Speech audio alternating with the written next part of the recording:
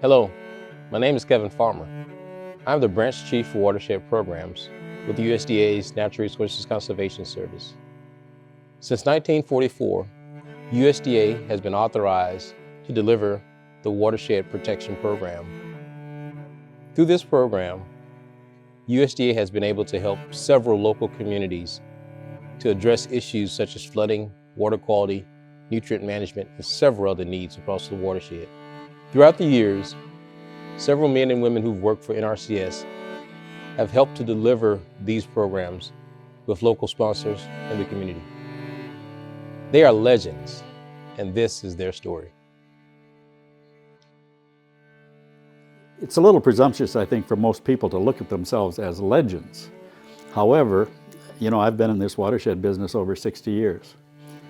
And people you've associated with keep coming back and telling you how much of a difference you made. You might want to start thinking about maybe you actually did. You have to start saying to yourself, well, maybe all those things I did during all those years made a difference. And that's good. That's helpful. And it gives you a good feeling. Hello, this is John Peterson, and this is my watershed moment. Wait, do a little bit slower next time. Andrew. Wednesday, June 29th, 1994 is John Peterson Day in Rochester, Minnesota. How come they have that day in Rochester? Well, you'd probably have to ask the folks in Rochester, but I can tell you why I think it happened. Okay. Rochester was the beneficiary of a watershed project called the South Zumbro Project in Olmsted County, and Rochester was the city that benefited most. Rochester, by the way, is the home of the Mayo Clinic and a very famous city. I was very fortunate in having helped with some of the original planning on that watershed project when I was on the planning staff in the state of Minnesota. And then later on, as the area engineer in Rochester, Minnesota, I got to work on some of the surveys for some of the flood control dams. And then it was kind of ironic, but when I was the director of the watershed division in Washington, D.C., I helped get the project funded. So I actually got to work on that project from start to finish. And I think the people in Rochester, because that project did immense good to the city of Rochester itself, not just Olmsted County, I think the mayor and the citizens of Rochester appreciated it. And since I had that kind of an involvement and was a Minnesota person to start with, I think they just said, this should be John Peterson Day. John Peterson Day was held about 3 or 4 months after I had retired from the Soil Conservation Service, which was kind of neat. Yeah. So John, we've been talking a lot about your career. Can we talk a little bit about how you got started? What sort of initially sparked your interest in conservation? We can. Of course, I grew up in Wisconsin. My grandfather owned a cherry orchard, so I'm kind of an Aggie to start with. Yeah. But I really grew up in the state of Minnesota. And my hometown was Benson, Minnesota, which is in Swift County, about 140 miles straight west of the Twin Cities. My father taught ag and agriculture in the high schools, and then later on, he taught this veterans on the farm training after World War II for veterans. We always had a little farm. My father knew the local work unit conservationists who worked with the Soil and Water Conservation District there in Swift County. And so between my junior and senior years in high school, this would have been 1953, my father arranged with Ed Johnson, who was the local work unit conservationist, for me to have a summer job. And I was out there working in the field as a rodman, as a brush cutter, as anything. And if it was raining, if I could be in the office and reduce survey notes, they let me do that. And so I worked that as a summer job and loved it. Well, that was between my junior and senior years. In 1954, I believe it was, one of the pilot watersheds came to that part of the world. It was Chippewa River, Hawk, and Chatumba Creeks. And our field office was the one that was the headquarters for that watershed project. So in addition to the local conservation work, they had a number of other people come in who were now on the watershed staff. And they put me over with the watershed folks, trying to help them out on the pilot watershed. And I loved that. So my start was really with the Soil and Water Conservation District, or Conservation District, I think they called it then, in Swift County, Minnesota. Funny part of this story is, for a long time I thought I was actually working for the Conservation District. Mm-hmm. But in those days, the Conservation Districts had no staff of their own. the staff was provided by USDA. They were SCS people. My checks always came from USDA. So even though my father helped me get a job with the Conservation District, I was working for USDA and didn't even realize that for probably 2 or 3 years. But at any rate, that really prompted me to think about that as a career. I loved it. And when I went off to college to take civil engineering at South Dakota State, they arranged for me, the Soil Conservation Service did, to have jobs when I was home on leave or long weekends or things like that. They also arranged for me to work with the district out in South Dakota whenever I could. So I was really supported from the very first by SCS and by conservation districts. When I got out of college, I did start again with the Soil Conservation Service first before I went on active duty. And I was in St. Peter, Minnesota, in the area office as one of their engineers. But then I left and did some things in the military. And while I was in the military, my folks got a call from Bill Bruni, my friend in Minnesota. He said, "Isn't John about ready to come back to the Soil Conservation Service?"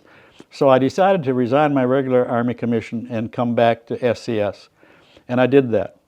And my first job back was with the watershed planning staff in Minnesota, and this guy named Bill Bruni was the staff leader. After working on the watershed planning staff for a couple of years, I was reassigned as the area engineer in what was Area 7 in Minnesota. That was in Rochester, Minnesota. And while I was there, again, I got to do some of the surveys on the dam sites for what became the South Zumbro Watershed Project a few years later. But at any rate, after a marvelous 3 years as the area engineer in Rochester, I was sent to Ohio as the planning engineer on the Combined River Basin Watershed staff. That was located in Columbus, Ohio. In Columbus, as the planning engineer, one of the things I remember about my term in Ohio was Swan Creek Watershed, which is up near Toledo. Swan Creek Watershed was basically a channel modification type project. There weren't any dams. But that was at about the time of the Environmental Policy Act, 1972, and NEPA. The Policy Act required environmental impact statements on watershed projects. Being a channel project, that one came under the scrutiny of a lot of environmentalists.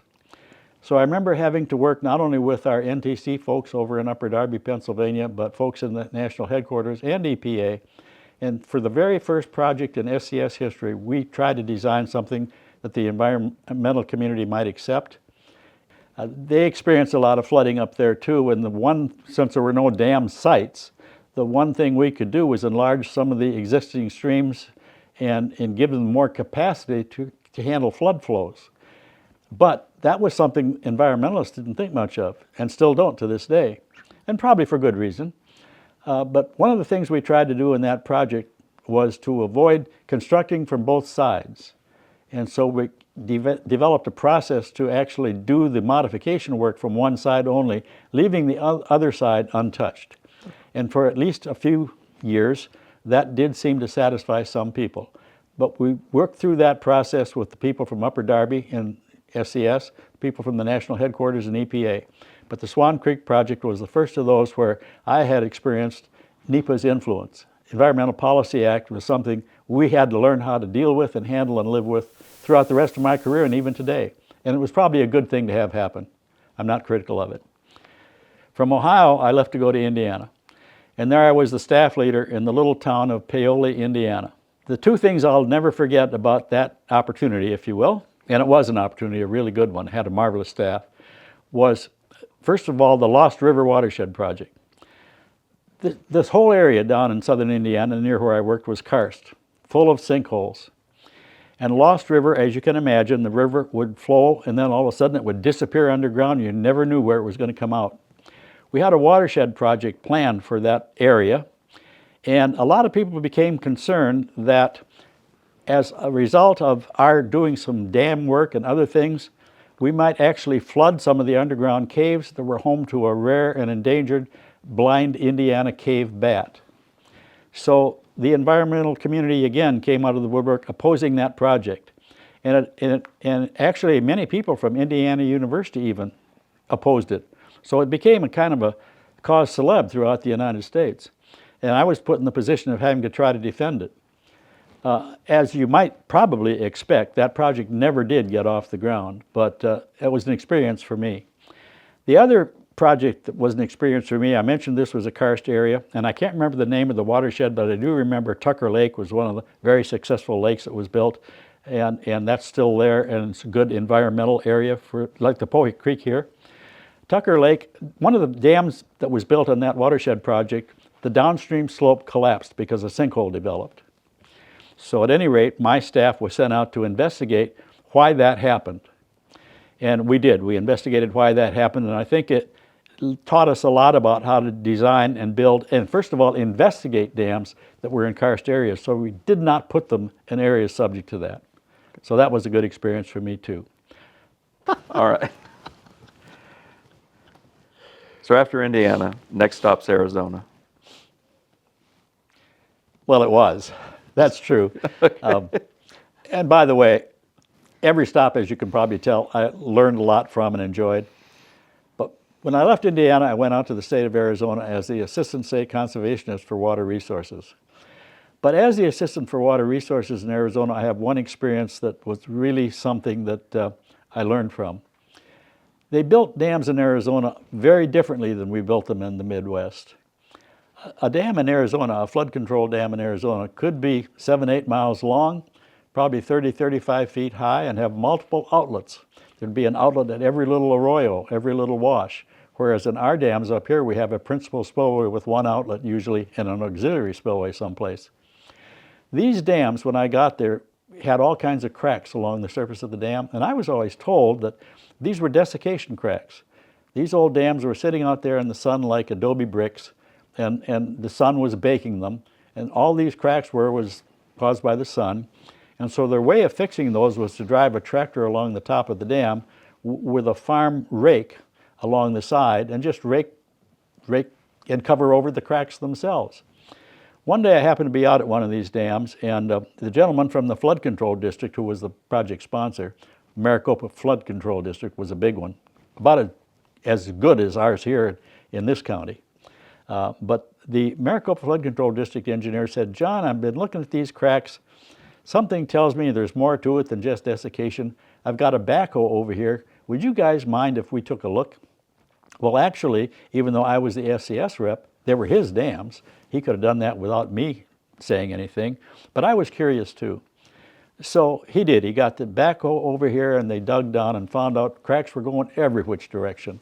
There were longitudinal cracks, there were adverse cracks, they were everything. They weren't caused by desiccation. So the next thing we had to figure out is what in the world was causing this? Turns out, we probably should have known, but it was subsidence. That area had been suffering groundwater withdrawals for years, and the highways were cracking and buildings were cracking. In the area in which that dam had been located, from the time we originally took some surveys out there, that area had already sunk 7 feet. So we ended up, not me, but I was just there to discover this problem. We in SCS ended up having to come up with a completely new way to design dams in the desert. And I think they've done that, and we've learned from that. And of course, I was again fortunate to be there when this was discovered. After Arizona, you're called to Washington, right? You said that right, I was called. Okay. I didn't volunteer. But in those days, of course, until I got to DC, I never applied for a job in SCS. I was always called and said, "Your next job is, and your reporting date is." But at any rate, yes, I was called to come to DC in the headquarters. And my role there initially at the headquarters was to be the liaison for USDA over at EPA headquarters here in Washington. That would have been in 1978. In about 1980, I was quickly asked to come back to SCS headquarters because I became the division director of what was called the Program Integration Division in the Planning and Evaluation Deputy Chief area. After about 2 years as the division director of Planning and Evaluation, Joe Haas contacted me and asked me to apply for the job as the Watershed Division Director. It was a senior executive position, and the others were GS-15 positions. I really had no intention of getting that Watershed Director job. I'd only been in Washington about 3 years or so, 4 years at that time. So the next thing I knew, I became the director of the Watershed Division. So I held that position for about 4 or 5 years. Next thing I knew, I was a deputy chief for administration with no feel that I even wanted the job. Yeah. As a matter of fact, if you'd asked me which deputy chief I wanted, it wouldn't have been that one. Sure. But that was, again, a really good experience for me because I learned to do some things in different areas that I didn't have much experience. Personnel management, budgets, computer management, that sort of thing.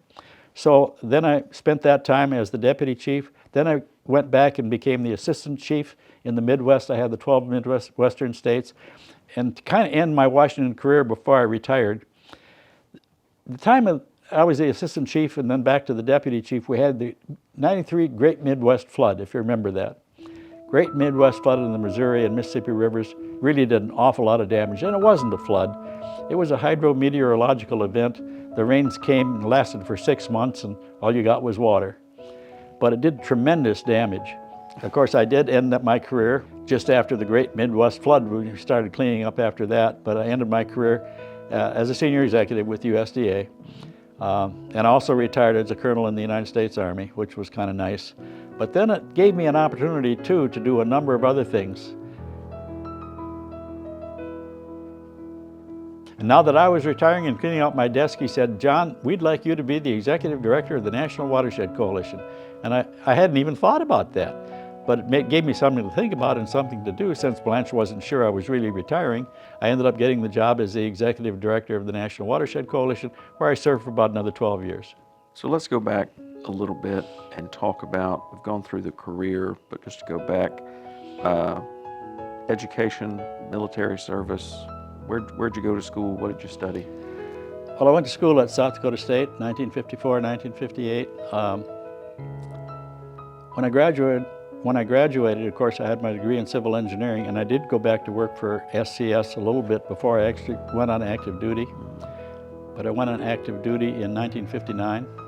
Luckily, again, because I worked for the federal government, I could do that.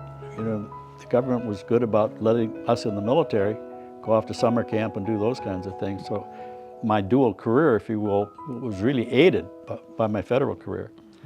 But the fact of the matter is, I traveled all over the world militarily. You know, I started off Cold War, Vietnam, then Cold War again, and then ended up, my last duty assignment was the Desert Shield, Desert Storm in 1990 and 91. But the interesting part of that is, you mentioned my degrees. I got my bachelor's in civil engineering. I started noticing while I was in the service that the Soil Conservation Service was encouraging some of their employees to go back and get master's degrees in public administration. And many times they were actually picking people and sending them off to graduate school at Harvard or someplace else, Cornell, for graduate school. I had quite a bit of GI Bill left, so I decided, even though SCS probably hasn't selected me for that, I think it wouldn't hurt me to go back and get my master's in public administration, which I did. And by the way, another interesting thing about that degree is from Central Michigan University. Why is that? Well, Central Michigan University was one of the very first universities to have a university without walls, and the first place they appeared was at military posts throughout the world. I discovered Central Michigan University while I was in the service. And so I got my master's in publication in public administration, still had a lot of GI Bill left, and through kind of a quirk, the Veterans Administration let me continue to use my GI Bill to go on and get a law degree, which I also did. And I really never wanted to be a practicing attorney, but what I wanted to do was know enough about law to help me here at home. But I kind of, by that time, had the sense I was moving in the watershed arena. And I thought that this could be helpful someday, as much of the work we do on the watershed side deals with contracts and contractors and agreements. And it turned out that was true. So that's what I did on the education side.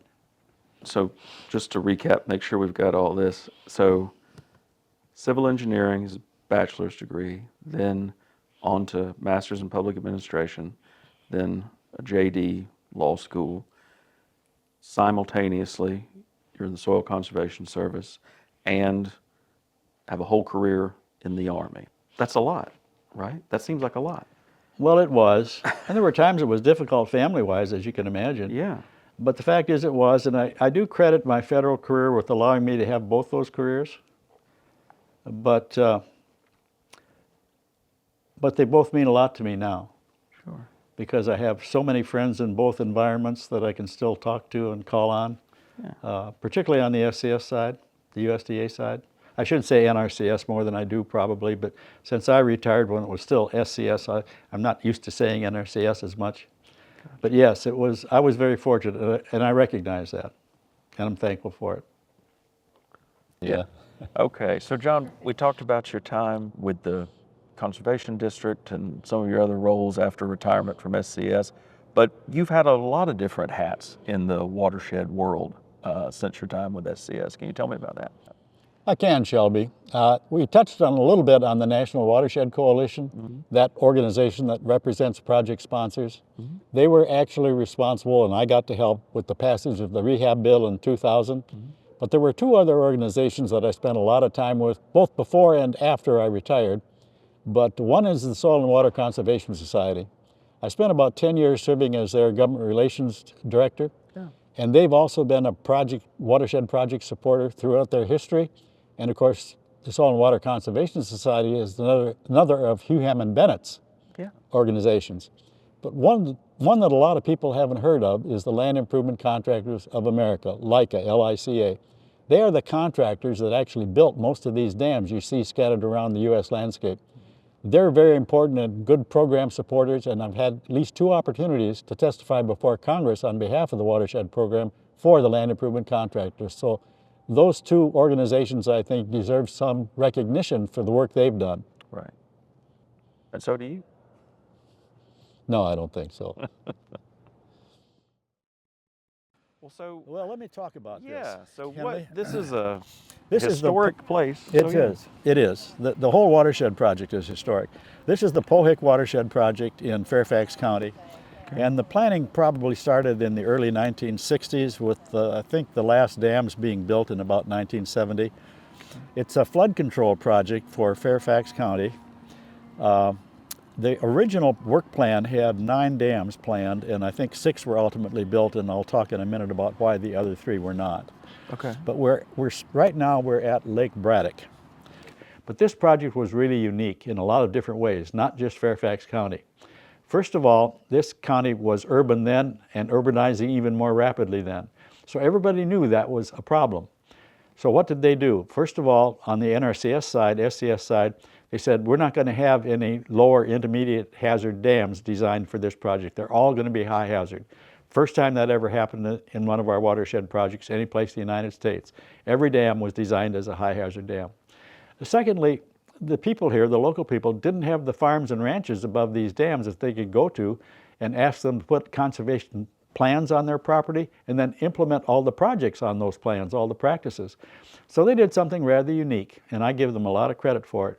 This county passed an erosion control ordinance that allowed them to work with developers, site developers, industrial site developers, and actually control the erosion that would normally come from farms by working with the developers. That erosion control ordinance was 1967. It became the model for the state erosion and sediment control law that was passed in 1972. So this watershed project, again, caused this state to pass one of the first erosion and sediment control laws any place in the United States. And that's another first. So we had a number of things happen here. I probably could tell another story, and if you let me, I will. It's one that can't be documented, but most people think it's true. The lake property was owned by a housing developer. So during the design of this dam, the developer came to the county, to the Conservation District and SCS, and said, you know, if we build this dam about 4 feet higher than you've got it planned for, the lake will be larger and it will become more attractive for me to attract home buyers. And he said, I'll pay all those additional costs. Now that developer had already given the land rights to the county. Everybody agreed. Remember the time, you know, just before 1970. Well, much to their dismay, all of us later on found out that the development itself was segregated.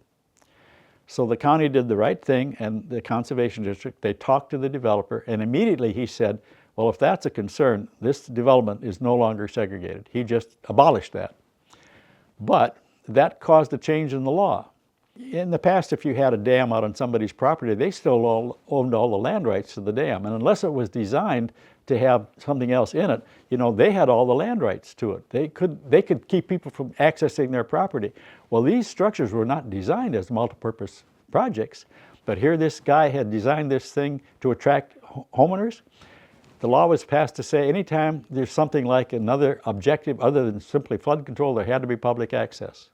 Or if something like this happened, where it was still only a flood control dam, but it was around a development like that, there had to be public access. So the law was changed. But the fact of the matter is, I still think this project is historic for that kind of a thing.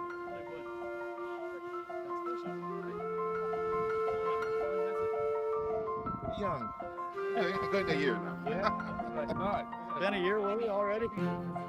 How's everything? I really appreciate your help. On behalf of Fairfax County, I just want to thank you for your incredible dedicated service over the years on the Soil and Water Conservation District. And it's one of the great assets we have here in Fairfax County that so many of the folks who get involved and volunteer have expertise in their professional careers also. So we have the world's foremost expert on any issue you can think of volunteering and engaged here locally in Fairfax County, and you've been such a great example of that. So thank you. Well, thank you. I appreciate that very much. And the Board of Supervisors in this county, going back for many boards, have been super supportive of this project and this program. So I appreciate it. I got involved with the dams in about 2008, and this is about the time, well, not, I guess around 2000, and this is the time when the public law that allowed the cost share funds, the portion that the feds would be able to come alongside and help owners of these kinds of dams actually upgrade them, make sure they were safe. And we had studies done on each of these dams and determined that the spillways of 4 of them needed to have some upgrade. And so John had passed or worked very hard in Congress for like 4 years to get this law approved that got us funding. And I think of all the dams, we got about $8 million of funding from the feds to cost share upgrading our emergency spillways. And so in a suburban area like this, when you have these dams, they are high-risk dams, and so to have them just at the top of their game in terms of safety is just so critical. And so that money and the support from the Board of Supervisors to come alongside and fund that, we've just got some very safe facilities now, and it's thanks to that. So John, I want to thank you. Yeah. I just want to thank you for all that effort that was done, all the connecting with different folks in Congress and getting that money. And it's not just helping Fairfax. I know it's helping dams all over the country. Yep. And bringing the safety up to where they need to be. Because I imagine a lot of them were built in areas where initially there might not have been a lot of people downstream. But as that development continues, the risk goes up. And so you stepped in at just the right time to make that available. And that's true. The program has really helped watershed projects all over the United States. But I'm pleased that it helped this one. It sure did. By the way,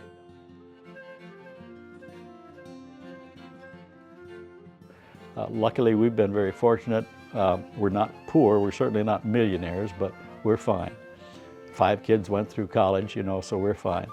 But the fact of the matter is, I wouldn't have done anything different. And I probably wouldn't have started off thinking about it as a life of service, although now that you frame it that way, I guess I'd have to agree probably what a lot of people would think it was. But for me, it was just something that, first of all, I enjoyed, and secondly, I did always think it might be helpful to somebody. And it was just so much fun to do, and I made so many friends doing it. Awesome. Well, thank you, sir. Job well done. Thank you.